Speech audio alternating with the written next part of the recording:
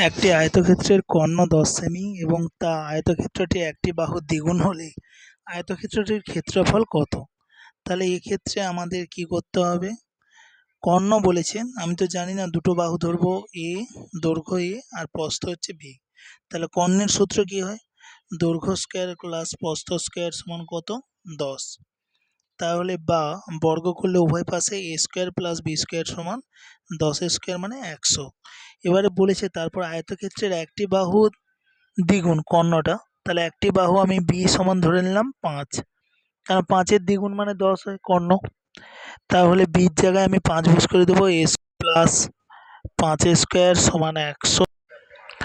তাহলে এ স্কয়ার সমান কত হবে? বিযুক্ত 25 সমান 75, বা এ সমান কত হবে? 25 3 75, 5√3। তাহলে আবার ক্ষেত্রফল চেয়েছে, ক্ষেত্রফল সমান কি? আয়তক্ষেত্রের ক্ষেত্রফল হচ্ছে দৈর্ঘ্য প্রস্থ, দৈর্ঘ্য হচ্ছে 5√3, প্রস্থ হচ্ছে 5, তাহলে 5 5 25√3। তাহলে সঠিক উত্তর হবে 25√3 বর্গ সেমি। বুঝতে পেরেছ? তাহলে ডি হচ্ছে সঠিক উত্তর। 680 টাকাকে এ বি সি এর মধ্যে এমনভাবে ভাগ করা হলো এ বি এর 2/3, বি সি এর 1/4 অংশ পায়, বি কত টাকা পায়? তাহলে এখানে আমাকে প্রথমে অনুপাতটা বের করতে হবে, A is to B is to C.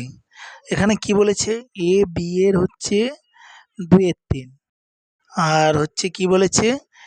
B হচ্ছে সি এর 1/4 মানে c/4। তাহলে বির মানটা তুমি বুঝ করাই, c/4 গুণিতক 2/3, বির জায়গায় মানটা বুঝ করেছি 2 2 4 সমান c/6।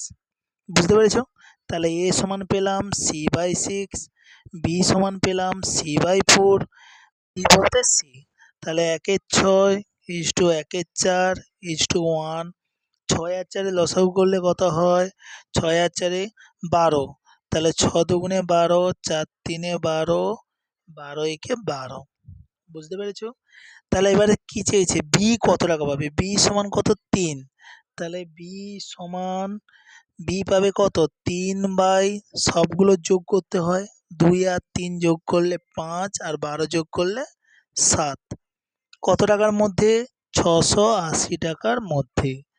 7 দিয়ে কাটাকাটি যাবে, 7 5 35, 7 6 7 4 7, সরি এটা 17 হবে, 17 4 68 0, কেন 12-র সঙ্গে 3 যোগ করলে 15, 2 17 40, তাহলে 120।